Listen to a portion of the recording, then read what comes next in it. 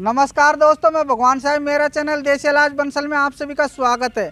दोस्तों, आज मैं उन भाइयों के लिए कुछ बातें बताने जा रहा हूं जो भाई बहुत ज़्यादा परेशानियों में अपना जीवन यापन कर रहे हैं और वे भूत प्रेत और पिशाच आदियों के चक्कर में पड़ चुके हैं और वे काफ़ी जगह नीम हकीमों और झोला छाप तांत्रिकों के पास जा जाकर अपना इलाज करवा रहे हैं। भाइयों, ये नकारात्मक ऊर्जा होती है और आपको इसके ऊपर विश्वास करो या मत करो, यह आपकी मर्जी है, लेकिन भैया होती है, इसे नकारा नहीं जा सकता है। जिस प्रकार से भगवान है तो उसके साथ साथ शैतान भी इस धरती पर मौजूद है। और भैया, ये सब प्रॉब्लम आप खुद लाते हो, ये स्वयं नहीं आती है। आप जिस प्रकार से दुष्ट लोगों के साथ बैठ करके और ठिठोली करते रहते हो और गलत संगत का काम करते रहते हो, तो ये शक्तियाँ आपके साथ लागू हो जाती है। और अगर आप अच्छा काम करोगे अपने जीवन में और किसी प्रकार के नेक काम करते रहोगे तो आपको ये नकारात्मक ऊर्जा छू भी नहीं पाएगी। दोस्तों, आप इस बात को पक्का सोच लीजिए भैया। आप एक निसहाय और दुर्बल व्यक्ति को गुट बना करके अन्य लोगों के साथ मिलकर के उन्हें परेशान करते रहते हो, उनकी जमीन जायदाद या उनका पैसा आप झड़पते हो और बेईमानी करते रहते हो, तो भैया ईश्वर सबका हिसाब लेता है। प्रकृति में देर है लेकिन अंधेर नहीं है, समय पर सबका इलाज प्रकृति कर देती है और आपको जो आप करोगे वही आपको रिटर्न लौट कर आएगा। ये तो हो गई आपकी बातें। अब आप लोगों को इस परेशानियों से कैसे निकाला जाए? काफ़ी लोग क्या होते हैं भैया, ऐसे घरों में रहने लग जाते हैं जहाँ पर नकारात्मक ऊर्जा पहले से ही मौजूद रहती है। जिस प्रकार से एंड में मकान होना, जैसे टी ब्लॉक का मकान होना या गलियों के बीच में होना, सामने से जाते हैं गली निकलती है और गली के सामने जस्ट आपका मकान दिखाई देता है, तो भैया उसे टी ब्लॉक कहते हैं और उस मकान के अगल बगल से रास्ता हो जाता है। जिस प्रकार से मैं आपको बता दूंगा, आपको पेन और कॉपी में देख लीजिए, इस प्रकार से होता है। आपको बता रहा हूँ, अच्छी तरह से समझ लीजिए। अब आपको भैया इस परेशानी से कैसे निकला जाए तो मैं आपको उसका भी बारे में बताने जा रहा हूँ। और हाँ, हो सके तो भैया एंड के मकान में आप रहना बंद कर दीजिए।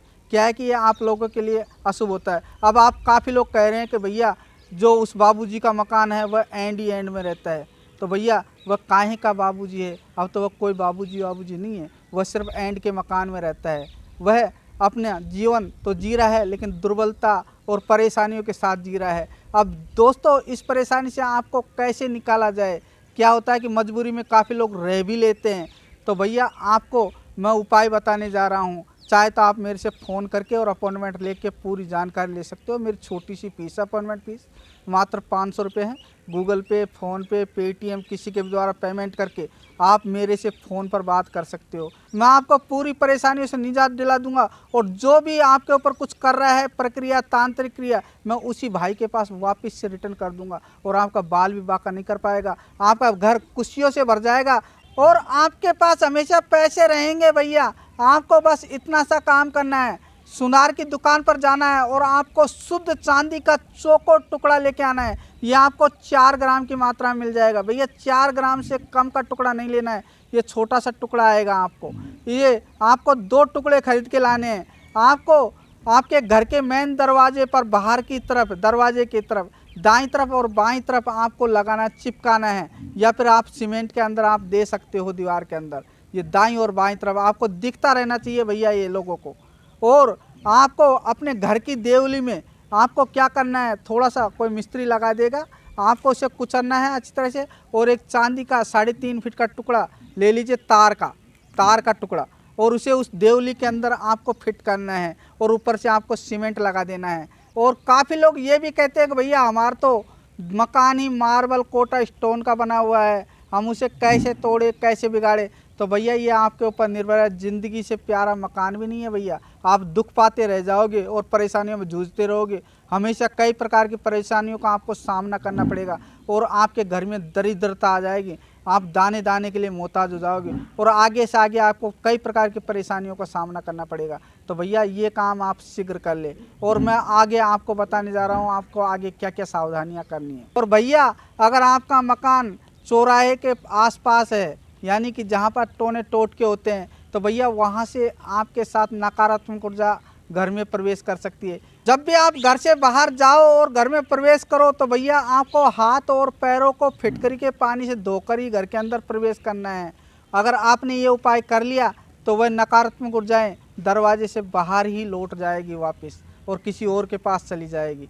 और आपको मैं ये बातें और बताने जा रहा हूँ भैया, कहीं पर भी आप दूर दराज कहीं पर भी पिकनिक या स्थानों पर, ऐसे स्थानों पर जाएं घूमने फिरने के लिए, तो भैया काफ़ी लोग टोने टोट के करते रहते हैं। जैसे रेलवे स्टेशनों पर काफ़ी लोग ऐसे होते हैं जो टोट के कर के फेंक देते हैं। जैसे आपको किसी रेलवे स्टेशन पर फ़ोन मिल गया, अच्छी क्वालिटी का मिल गया, और उसके अंदर या तो बैटरी नहीं मिलेगी या सिम नहीं मिलेगी, या तो आप सोचेंगे कि भैया किसी का गिर गया हो, तो भैया उस पर सिंदूर वगैरह न हो, और अगर नहीं भी हो और वह आजकल कीपैड वाला हो, लोकल वाला फ़ोन हो, तो भैया आप उन्हें उठाए नहीं। चाहे तो आप अच्छी क्वालिटी का फ़ोन हो उसे भी आप नहीं उठाओगे तो फ़ायदे में ही रहोगे। भैया ये तांत्रिक क्रिया करके और रास्ते में डाल देते हैं, आपको सावधानी करनी है भैया। और आपको नोटों को भी नहीं उठाना है। और अगर कहीं पर आपको नोट मिल जाए और उसके ऊपर सिंदूर, इलायची और लौंग का आपको उसके साथ में मिले, तो भैया आपको ऐसे नोट को उठाना नहीं है, उससे बचकर रहना है। आपको मैं एक जानकारी और दे देता हूँ भैया, जब आप घूमने फिरने जाओ, जैसे आप ताजमहल देखने चले गए, आगरा का लाल किला और आगरा स्टेशन पर आप चले गए, तो भैया आगरा के जो स्टेशन होता है ना, रेलवे स्टेशन, वहाँ पर काफ़ी लोग टोना टोटका करते हैं। सबसे ज़्यादा टोना टोटका आगरा के रेलवे स्टेशन पर ही होता है भैया। आपको वहाँ पर काफ़ी चीज़ें आपको पड़ी हुई मिल जाएगी, जैसे मोबाइल, पैन कार्ड, छोटी मोटी चीज़ें या रुपए वहाँ पर टोने टोट के करके और छोड़ देते हैं। और काफ़ी लोग लालच में आकर के उनको उठा लेते हैं और फिर भैया उनके घर में परेशानियाँ शुरू हो जाती है। तो आपको ये सावधानी बरतनी चाहिए, आपको इन चीज़ों को कभी भी नहीं उठाना है, आपको ध्यान रखना है भैया। भैया जी मैं आपको ये जानकारी क्यों दे रहा हूँ, क्योंकि आप मेरे नियमित रूप से रेगुलर सब्सक्राइबर है, तो इतना तो फ़र्ज़ मेरा बनता है कि मैं आपको आने वाली परेशानी से अवगत करा दूँ। तो आप मेरे इसी प्रकार वीडियो देखते रहिए। और हाँ भैया, ईश्वर पर आपको पूर्ण रूप से विश्वास करना है, शैतानों पर विश्वास नहीं करना है।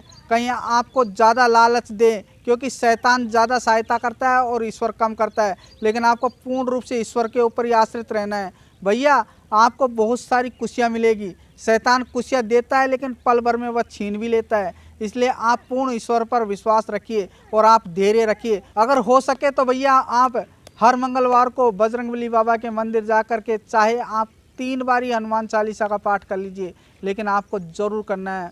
और भैया उसको हमेशा याद रखना है, वह वीर बजरंगबली है, वह चाहे तो कुछ भी कर सकता है। तो आप अपने पूर्ण परमात्मा ईश्वर को याद करते हुए भैया अपने काम को अंजाम देते रहिए। अगर सभी भाइयों को मेरा ये वीडियो अच्छा लगे तो भैया इसे अभी लाइक कर दीजिए, सब्सक्राइब कर दीजिए, और हाँ भाइयों इसे शेयर भी ज़रूर कर देना। और पास में बेल आइकन का बटन है, इसे भी दबा करके आल के बटन को ज़रूर सेलेक्ट कर दीजिएगा, ताकि आने वाली वीडियो सबसे पहले आप लोगों के पास पहुंचाई जा सके। धन्यवाद दोस्तों।